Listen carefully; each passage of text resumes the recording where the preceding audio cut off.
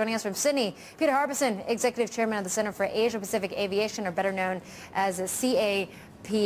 Peter, good to have you back on the program. Were you as surprised as everybody else that Alan Joyce decided to take such drastic action? I was as surprised as everybody else, I can say.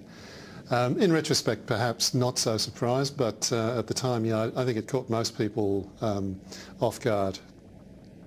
Well, we were just talking to the Pilots Association, who says that they did not approve of the actions taken by Alan Joyce. I mean, do you think in the end, looking at his position as CEO of the airline, it was the right thing to do at the time? I think probably one of the good guides is just to look at what the stock market's been doing this morning.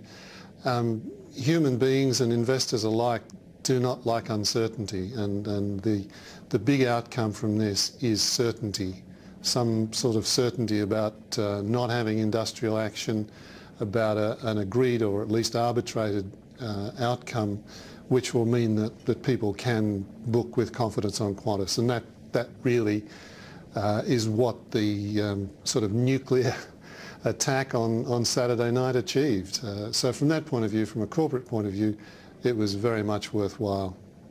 Yeah, certainty is definitely a word that we heard over and over again when we heard from Alan Joyce during his press conference this morning. But, you know, I understand that there's certainty now, but is this necessarily good for the brand of Qantas, especially when you strand 80,000 passengers around the world? It is going to cop some punishment, I think, as a result of this. There will be a lot of complaining. But, you know, we constantly have this issue about what's this going to do to Qantas's brand. A year ago, when the A380 out of Singapore came very close to a serious accident, what was going to happen to the brand then? It very quickly gets forgotten about, in terms of, at least in terms of buying. I mean, it's a residual accumulation, I suppose, or deterioration in Qantas's brand. But simple fact is, a successful brand is one that stays alive. If it doesn't stay alive, you can be a great brand like Pan Am, but if you don't exist anymore, there's no point in having a great brand. Okay, so what happens next between the workers at Qantas and Qantas Airlines? They could have some binding arbitration in 21 days if they don't get a deal done. Yeah, they have 21 days of arbitration, during which time they should come to agreement on all the key points.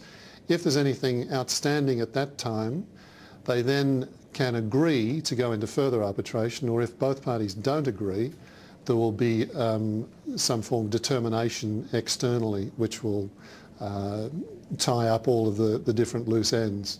So we're looking probably, I mean, the way Qantas's CFO was talking this morning, I suspect that Qantas would not agree to an extension beyond 21 days, so that we'll see something within the next month which gives total certainty to the outcome. And I suspect that will include some increases in pay, which is what each of the different unions has been asking for, but at the same time it'll remove any prospect of essentially taking away management rights in terms of job security and that sort of thing. Okay, Peter, thanks for sharing your thoughts this morning. Peter Harbison, Executive Chairman of CAPA.